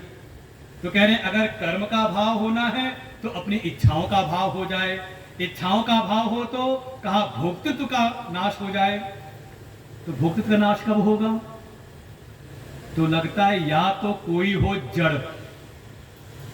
अच्छा, इस माइक में होता होगा भोग की भावना कुछ, क्यों? कहा ये अपने लिए दूसरे के सुख के लिए है, क्यों? क्योंकि ये कह रहे थे आप जड़ हैं, तो हम सब जड़ हैं। कहा जब तक सांस चल रही है जड़ तो है नहीं। तो फिर अगर चेतन है तो चेतन है तो स्थिति कैसी हो? बिल्कुल जैसे कभी आप भोजन के लिए लालायित हैं, लेकिन किसी दिन आपने छक करके भोजन खा लिया, पा लिया प्रसाद, आपने भोजन कर लिया अच्छी प्रकार से, और उसके बाद कोई ले करके आए बढ़िया वाजपेयी की कचौड़ी या फिर कोई बढ़िया रसमलाई लखनऊ की प्रसिद्ध दुकान की कोई लेकर के आए तो नहीं, अब खाने की इच्छा है नहीं। क्या है? या तो लबालब कहते गर्दन तक सब भरा हुआ है, अब तो कुछ चाहे कितना भी बढ़िया क्यों ना हो, क्या कहते हैं, अगर चेतन है तो कम से कम तृप्त हुआ हो, लबालब भरा हुआ हो, और वो स्थिति एक ही है कि उसका आत्मरमण सिद्ध हो गया हो। आगे भगवान इसको नाम देंगे आत्मरमण, किसी अध्याय में ही वो स्थिति दिखाएंगे। तो नैष्कर्म अर्थात वो परम स्थिति उसकी प्राप्त हो जाए, जिसको अर्जुन ने कहा था श्रेय की प्राप्ति, जो जीवन का परम साध्य था वह जब वो प्राप्त हो गया तो अब क्या करना शेष है, कृतकृत्यता वाली स्थिति आ जाए, वो है नैष्कर्म्य। कब होगी? वही समझ लें आत्मरमण की स्थिति, जब आनंद में बिल्कुल सराबोर हो, अपने आत्म स्वरूप की, अपने आनंद स्वरूप की जिसको अनुभूति हो जाए, फिर उसके चित्त में कहा फिर कोई फिर इच्छा संसार के विषयों की नहीं आती, वो तो अपना आत्मरमण में रहता है, आनंद स्वरूप में स्थित रहता है। तो ये है निष्कर्म की स्थिति, भगवान कहते हैं समस्त जीवों का परम प्राप्तव्य तो यही स्थिति है, और हम चाहते भी यही है। क्या ऐसी स्थिति हो जाए कुछ करना ही ना पड़े? भगवान कह रहे हैं अगर ये स्थिति प्राप्त करनी है तो, और कोई कहे जब सब कुछ छोड़ना ही है तो पकड़े क्यों? तो भगवान कहते हैं ना अश्नुते, कहा ये स्थिति को वो नहीं प्राप्त कर सकता। कौन? कहा जो जीवन में कर्म का आरंभ ही नहीं करता। कर्मणाम अनारंभात पुरुषः नैष्कर्म्यम न अश्नुते, कहा वो उस परम स्थिति को प्राप्त नहीं कर सकता जो अपने जीवन में कर्म का आरंभ ही नहीं करता है। और साथ ही नच संन्यासनादेव, पुनः पता कह रहे, उसी बात को पक्का कह रहे हैं। और तो और कोई ऐसा है कि है तो देहधारी, देह में स्थिति है और वाली निष्ठा हुई नहीं है, उसको ध्यान रखेंगे। जो दो प्रकार की निष्ठा बताई थी वो ज्ञान की निष्ठा तो है नहीं, अभी उसकी स्थिति हुई नहीं। और लिया हुआ जो भी जिस कर्म में लगा हुआ था उस कर्म को त्याग दे। संन्यासनात् एव, कर्म के संन्यास मात्र से ही, अभी ज्ञान की प्राप्ति नहीं की है, ज्ञान निष्ठा उत्पन्न हुई नहीं, और लिया हुआ जो कर्म, जो हम कर्म कर रहे थे उन कर्मों का कर दिया पूर्णतः संन्यास। जो भी नियत कर्म थे, जो भी विहित कर्म थे, उन सब का पूर्णतः कर दिया उसने त्याग। तो कहते हैं ऐसा भी कोई है तो ना सिद्धिम समधिगच्छति, उसको भी ये नैष्कर्म रूपी परमश्रेय रूपी सिद्धि की प्राप्ति उसको भी नहीं होती। बहुत मूल बात है साधना के विषय में। दो स्थिति दिखा दी, कोई एक ऐसा है अभी वो ज्ञान निष्ठा है नहीं, ठीक है, कुछ विचार मन के भीतर हैं, और जब चल पड़ा साधना के मार्ग में तो सबसे पहले मान लो उसके जीवन में जो भी कर्तव्य कर्म थे उनका उसने कर दिया त्याग, और किसी गुरु की शरणागति लेकर के उनके अनुशासन में रहते हुए कर्म का अनुष्ठान प्रारंभ किया नहीं उनके आज्ञा अनुसार। तो क्या है? कहा दोनों ही कहा उस परम गति को नहीं प्राप्त कर सकते। क्यों? क्योंकि कर्म के द्वारा ही वो जो ज्ञान निष्ठा है उसकी पात्रता उत्पन्न होती है। समझे? इससे पहले विस्तार समझाया था इस बात को कि दो प्रकार की निष्ठा है, ज्ञान निष्ठा और एक योग की निष्ठा। अगर वैसी निष्ठा भीतर है नहीं, इसलिए भगवान भास्कर इसको कह देते हैं कि अगर कोई ना करे तो कर्मणाम क्रियाणाम यज्ञादीनाम इहि जन्मनि जन्मांतरे वा अनुष्ठितानाम, का ये चाहे पूर्व के जन्म में चाहे इस जन्म में अगर ठीक प्रकार से कर्म का अनुष्ठान नहीं हुआ है तो उन कर्मों के द्वारा जो अंतःकरण की शुद्धि होनी चाहिए वो अभी हुई नहीं। तो ज्ञान योग का सहारा लेने के बाद भी का उसको वो सिद्धि प्राप्त होने में कहीं ना कहीं संशय है, असंभावना जैसी स्थिति। आप कल्पना करें, कई बार कथाओं में ये सब दिखाई देता है। भगवान शिव के सानिध्य में है सती जी, साधन संपन्न है, भगवान से प्रेम है, लेकिन फिर भी भगवान शिव स्वयं उपदेश करते हैं, लाग न और उपदेश यद्यपि कहो शिव बार बहु। बार बार सुनाया उन्होंने, नहीं उत्पन्न हुआ ज्ञान। ले गए कुंभ ऋषि के पास, चले गए, वहां पर भी वहां भी कहा सुनी महेश परम सुखमानी। कहीं वर्णन नहीं कही सती जी ने सुना, उसका बड़ा उनको आनंद हुआ हो, नहीं सुना। परिणाम सर्वश्रेष्ठ स्थिति प्राप्त करने के बाद भी कहीं ना कहीं भीतर का वो अज्ञान, वो असंभावना रूपी दोष मिटा नहीं, और परिणाम स्वरूप उनको दोबारा जन्म लेना पड़ता है। और जब दूसरा जन्म लिया तो पार्वती के रूप में, तो वही सती जी जब पार्वती का जन्म लेकर के जब उनको प्राप्ति हुई है गुरु के रूप में देवर्षि नारद, और नारद के बताए गए जो आदेश उपदेश है, जब उसके अनुसार उन्होंने साधना की, जो लंबा समय है साधना का, जप तप जो भी सब है वहां पर, उपवास व्रत जो किया है उसका परिणाम है कि धीरे धीरे वो भीतर निष्ठा उत्पन्न हुई है। और फिर भगवान शिव का पुनः संयोग हुआ, तो जो पिछली बार बताने के बाद भी उनको निष्ठा नहीं हुई थी, भगवान शिव बार बार सुनाते हैं, इस बार इस जन्म में भगवान शिव से संयोग हुआ और वो पार्वती जी स्वयं पूछती हैं। बिल्कुल कथानक में ये कथाएं विस्तार से हैं, सिद्धांत ये है, सीधे नहीं, आपको कहीं ना कहीं वो जो स्थिति है अंतःकरण की शुद्धि, उसको भी प्राप्त करना अनिवार्य है। इसलिए कर्म की अनिवार्यता है। तो अब जो गुरु या भगवान जो आदेश दे रहे हैं कर्म का, तो कर्म वो बाहरी किसी प्रयोजन से नहीं है, बल्कि वो प्रयोजन है आत्मशुद्धि। योगिनः कर्म कुर्वन्ति त्यक्त्वा आत्मशुद्धये, अपने आत्मशुद्धि के लिए, अपने अंतःकरण शुद्धि के लिए, और कह सकते अपने कल्याण, अपने उद्धार के हेतु के लिए कहा, वो फिर कर्म के लिए निर्देश देते हैं। अब कोई भी कर्म है तो सांसारिक उपलब्धि के लिए नहीं, और कोई अगर इसी भाव से गुरु की सेवा में लगा रहे कि हमें कोई सांसारिक उपलब्धि मिलेगी, तो संभावना क्या है, अगर सांसारिक उपलब्धि मिल जाए तो शायद जो परम उपलब्धि थी का वो नहीं प्राप्त हो पाती। और कई बार तो ऐसा है, कहावत है ना, बड़ी बुरी कहावत है, धोबी वाली कुछ कहावत है, बाकी आप लोग समझ लेना, घर का ना घाट का। इसलिए बिल्कुल निश्चय करके गीता जी को समझने का प्रयास करें। यहाँ पर आए हैं तो बिल्कुल निष्ठा पूर्वक, अगर अभी भी सांसारिक उपलब्धि, अगर, इसलिए गुरुदेव ने हमारी बोलने की हिम्मत भी इसीलिए गुरुजी ने पहले दिन सूत्र दे दिया था, दो प्रकार के पुरुषार्थ, लौकिक और पारलौकिक। अगर वहां भी रह के केवल लौकिक पुरुषार्थ से, तो उनकी कृपा से लौकिक जगत की उपलब्धि प्राप्त होती है, लेकिन वो पारलौकिक उपलब्धि से कहा वो भ्रष्ट हो जाता है। इसलिए अब क्या है, अब किसी लौकिक उपलब्धि के लिए नहीं, बल्कि अपने उद्धार के भाव से, कि गुरु के अनुशासन में रह के जो भी साधन बता रहे हैं उनको अपने जीवन में प्राप्त करना है। और हमारा तो ऐसा अनुभव है कि दोनों ही सिद्ध हो जाते हैं।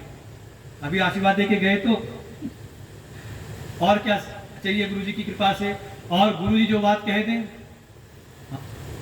सही बताऊं अपने हृदय की बात, तो हमारे मन में कोई संन्यास की भावना नहीं थी, जानते ही नहीं थे कि क्या होता है। और हमें लगता है बीके सिंह जी को याद हो, गोरखपुर में थे हम कहते केवल वो छुट्टियों में गए थे कि चलो गुरु जी का सत्संग सुनेंगे, कुछ दिन साथ में रहेंगे।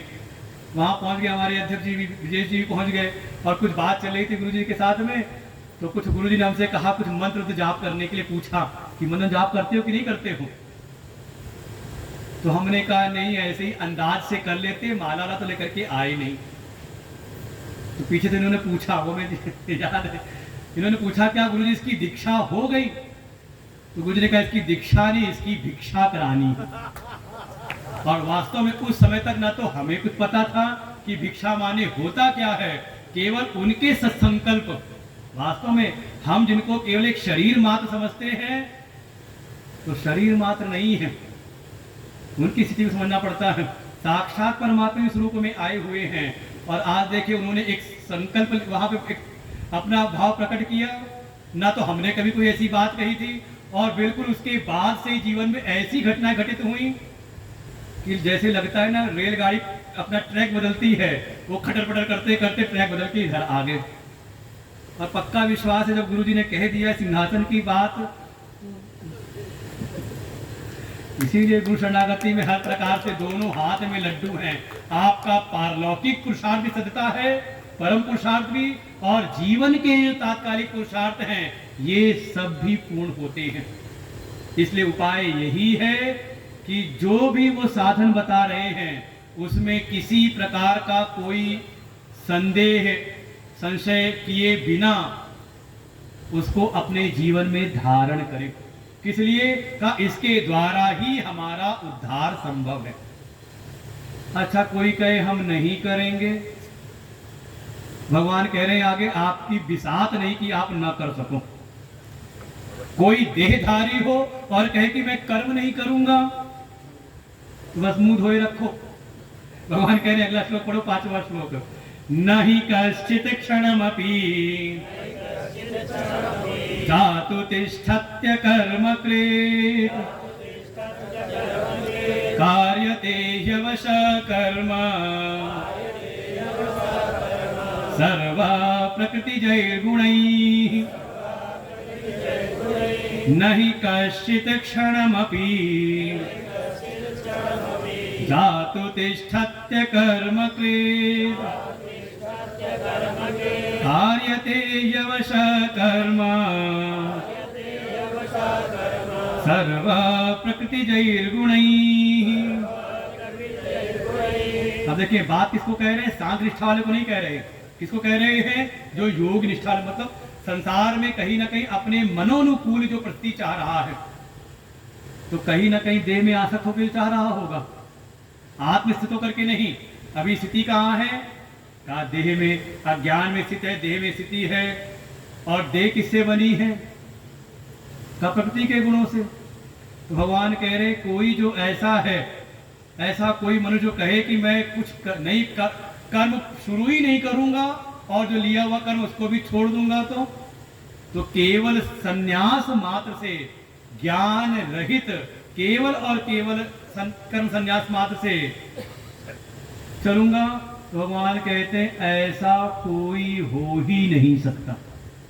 कोई देहधारी हो तो कहते हैं न ही कश्चित, कश्चित कोई भी, चाहे वो स्त्री हो, चाहे वो पुरुष हो, चाहे वो राजा हो, प्रधानमंत्री हो, चाहे वो जनता हो, चाहे वो ब्राह्मण हो, चाहे क्षत्रिय हो, चाहे वैश्य हो, चाहे शूद्र हो, चाहे अगड़ा हो, चाहे पिछड़ा हो, कोई भी, कश्चित मतलब कोई भी,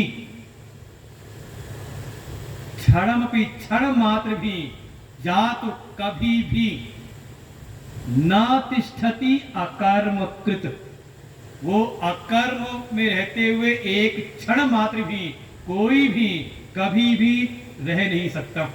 आप कह रहे हो 2-4 दिन, भगवान कह रहे क्षण मात्र भी। क्यों? क्योंकि जो भी देहधारी है अभी आत्मनिष्ठ नहीं है, वो अभी आत्मरमण नहीं कर रहा। कहाँ है? कहा देह में रमण है उसका, देहधारी है, देहवान है, तो कहा वो फिर स्वतंत्र नहीं है। क्या है? कहा वो परवश है, सर्वा ही अवशः। वो सभी जो प्राणी हैं देहधारी, ये सब के सब परवश है, परतंत्र हैं। किसके? कहा प्रकृति जही गुण ही, प्रकृति से के जो गुण हैं सत्व, रज और तम, इन तीनों गुणों के वो परवश है। और जब परवश है तो ये प्रकृति के गुण, मत कहना कि करते हैं, हम नहीं कर रहे, वो कर रही हैं। वो कह रहे करवाते हैं, कार्यते कर्म, वो परवश करके उसको कर्म में लगा ही देते हैं। देखो कई बार ऐसा होता है, अभी आगे और बताएंगे इसकी स्थिति कैसी बनती है। कई बार ऐसा है कि आप शरीर से कर्म ना करो तो मन दुनिया में से चलने लगता है, नहीं तो मन तो बहुत बात की बात है, जुबान ज्यादा चलने लगती है।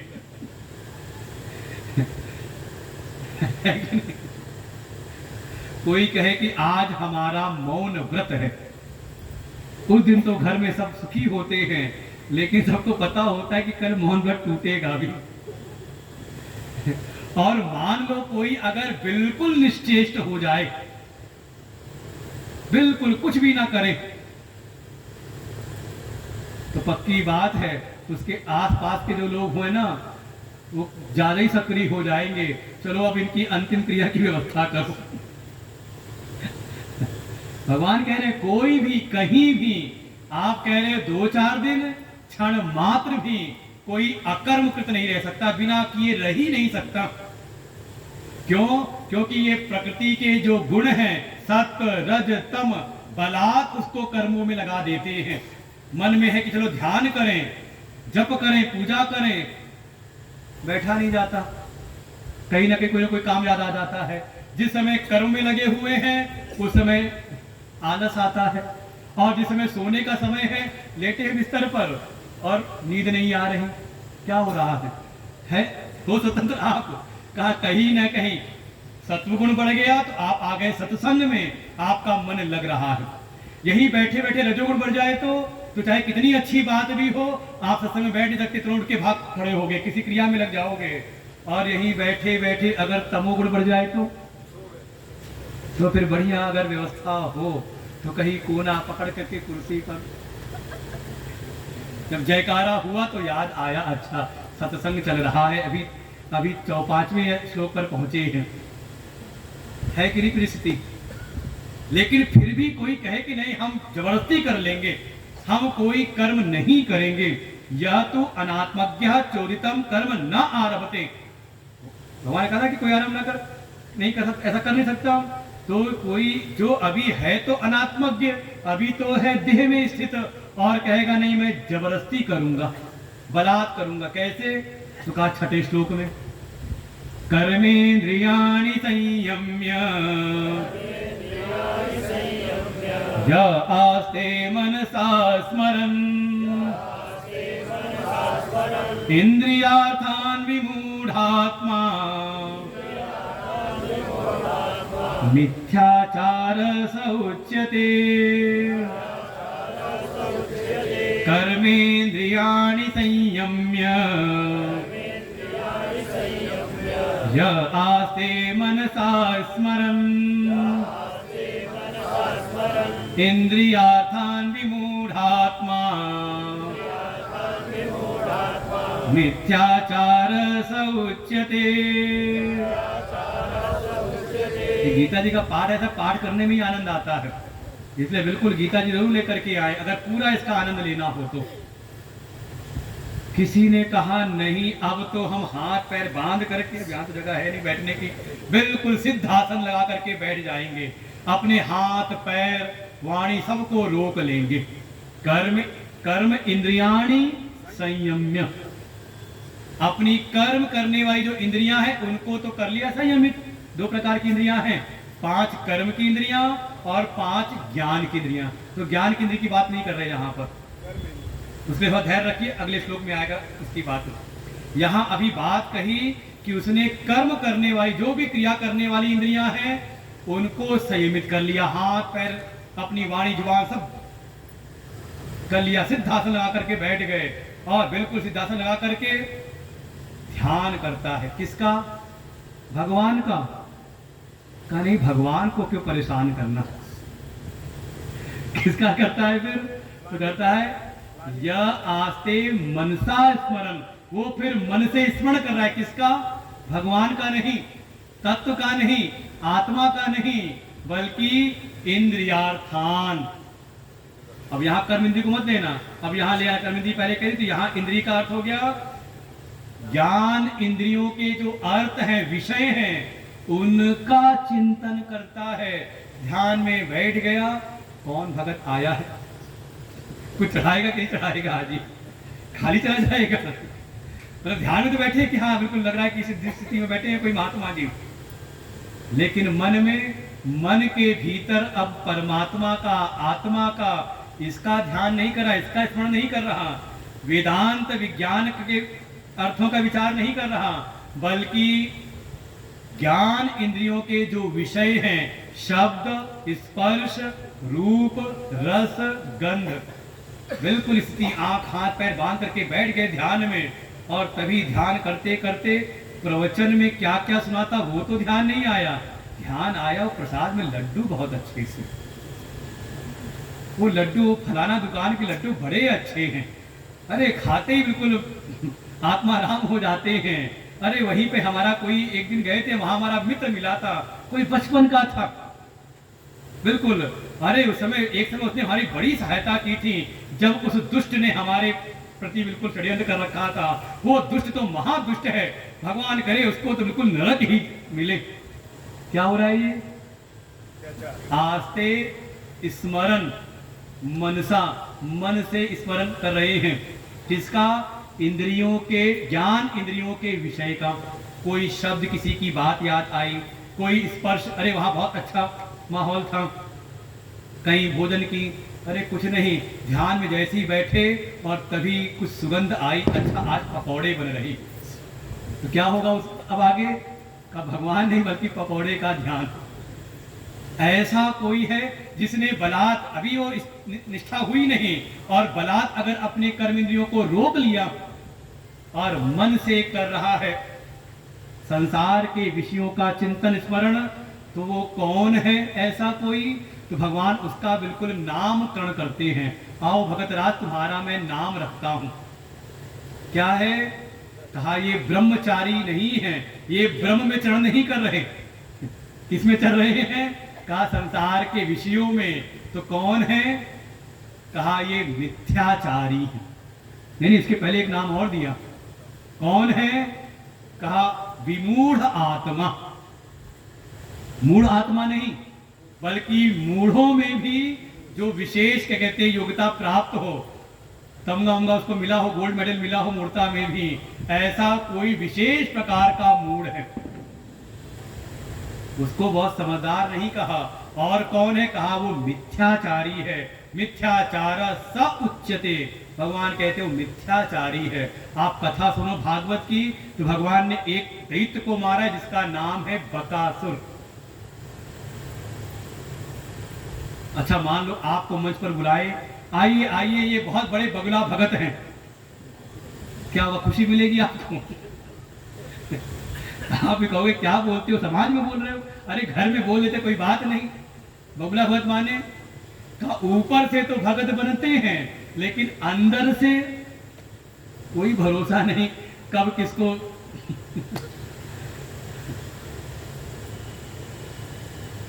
भगवान कह रहे हैं मुझको बका, इसको कहा दंभ। ऊपर से तो हमने दिखावा किया कि हम साधना में हैं, भक्ति में हैं, लेकिन भीतर को नहीं संवारा। और देखो भगवान की पूरी लीलाओं में आप देखें तो एक कथा में आता, एक ही कांड में ही है, पहले आई एक स्त्री जो भीतर से नहीं संवारा बल्कि ऊपर से सजध करके आती है। सूपनखा रावण के बहिनी, दुष्ट हृदय दारुण जस अहनी, रुचिर रूप धरी। प्रभु कहीं गई, कैसे गई? सुंदर रूप बना के ऊपर से सुंदर बन करके गई है, लेकिन भीतर क्या है? दारुण जस अहनी, जैसे कोई सरपड़ी हो। भीतर से नहीं संवारा बल्कि ऊपर से अपना भाव प्रकट किया है कि मैं भगवान की शरण में गई हूं। भगवान संकेत भी करते, जाओ आचार्य के पास, लक्ष्मण जी की तरफ इशारा किया, भक्ति के द्वारा आओ, अपने भीतर को सजा करके। नहीं मानी, जबरदस्ती किया तो भगवान यहां तो कह रहे हैं केवल विमूढ़ आत्मा मिथ्याचार, भगवान फिर नाक कान भी काट देते। इसलिए बहुत सावधान रहो भक्ति के मार्ग में। और वहीं पर जब आगे बढ़ते हैं, उसी अरण्य कांड में ही आगे मिलती है 80-85 वर्ष की शबरी, जो जाति से भी श्रेष्ठ नहीं, शबर जाति की है।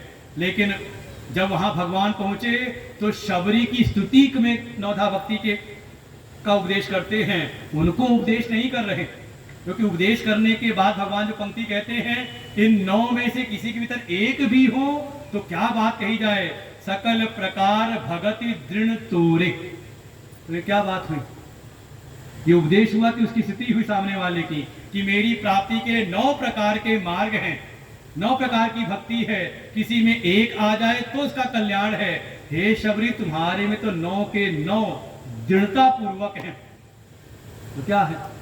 का उसकी स्तुति बाहर से सुंदर नहीं है, लेकिन भीतर से रोज जैसा गुरुजी ने आदेश दिया, मार्ग को स्वच्छ करती है, उस पर पुष्प जाती है। तात्पर्य है, पुष्प माने, पुष्प का एक नाम है सुमन। भगवान किधर से आते हैं? का मन के मार्ग से प्राप्त होते हैं। तो साधना के द्वारा अपने अंतरतम को हम थोड़ा निर्मल करते रहें तो वो प्राप्ति होगी। अंदर संवारा नहीं और बाहर से सब संवारने में, दिखाने में लगे हैं, तो कहा फिर भगवान तो फिर अब कथा में तो नाक कान काटी, यहाँ ये नहीं कहा, पर इतना ही कहा विमूढ़ आत्मा मिथ्याचार स उच्यते। तो क्या करे, क्या करना है? तो भगवान कहते हैं ऐसे मिथ्याचारी ना बनो, बल्कि कर्म योगी बनो। और फिर कर्म योग का सिद्धांत प्रारंभ करते हैं 7वें श्लोक से। एक तो कर्म करना अनिवार्य है, उसकी अनिवार्यता का जोर दिया, क्योंकि अर्जुन कह रहा था कि मुझको क्यों कर्म में आप नियोजित कर रहे हैं? भगवान कह रहे हैं क्योंकि तुम्हारे भीतर अभी वो सांख निष्ठा वाली योग्यता नहीं है, इसलिए तुम्हें कर्म में ही लगना पड़ेगा। किसी की तरफ वो निष्ठा है नहीं और कर्म का प्रारंभ ना करे और लिए हुए जो कर्म उसका त्याग कर दे, तो कहा उसको परम श्रेय की प्राप्ति संभव नहीं है। और कोई जबरदस्ती कर्म का त्याग कर दे तो ठीक है, अब कुटिया में कोई रह करके अपने कमरे के भीतर रह करके कर्म नहीं करेंगे, कमरे में रहेंगे तो कमरे में फिर क्या करेगा? फिर हम लोग के अपने अनुभव है, फिर कान में लगाएंगे लीड और आराम से बढ़िया सी मोबाइल देखेंगे, नहीं तो अपना समय सोने में व्यर्थ करेंगे समय। तो ऐसे ही कहीं ना कहीं, क्योंकि हम लोग अपना जी करके आए सब चीजें, इसलिए गीता ही लगता है अपना जीवन दर्पण है ये। नहीं करेंगे कुछ तो एकांत बढ़िया है, अब कमरे में गए, बढ़िया सा व्यवस्था मिली है तो आराम से फिर सो लेते हैं और क्या बढ़िया नींद आती है उस समय। क्या है, आपको बलात् ही ये प्रकृति के गुण, अगर आप श्रेष्ठ कर्म का चयन नहीं करेंगे तो निम्न कर्मों में आपको बलात् ये प्रकृति के गुण आपका पतन करा देंगे। इसलिए कर्म अनिवार्य है। बस ये है कि कर्म करना कैसे है। भगवान कहते हैं कर्म मत करो, बल्कि जैसे पहले कहा था ना, अनारंभात, कर्म का आरंभ नहीं कर रहा। भगवान अब आगे कहेंगे आरभ्यते, अगले श्लोक में शब्द आएगा आरभ्यते कर्म योगम। क्या करे? कहा कर्म योग का आरंभ करे। तो क्या कर्म योग है, तो उसको हम लोग कल सुनेंगे। बिल्कुल अब यहां से विषय प्रारंभ होगा कर्म योग का। पहली बार भगवान शब्द लेते हैं कर्म योगम, तो हम लोग कल सुनते हैं। आज यहीं पर विश्राम लेते हैं। ओम पूर्णमदः पूर्णमिदं पूर्णात् पूर्णमुदच्यते पूर्णस्य पूर्णमादाय पूर्णमेवावशिष्यते। ओम शांति शांति शांति। हरि ओम। श्री गुरुभ्यो नमः। हरि ओम। में हमारे आश्रम के ब्रह्मचारी अमृत चैतन्य जी आ गए हैं। ठीक है, हम पर लोग लेते हैं, उस वक्त तुरंत आरती हम लोग करेंगे। आरती के लिए श्री अशोक कुमार सिंह, श्रीमती विभा जी, श्री दिनेश सिंह जी, और उसके बाद और सब लोग करेंगे।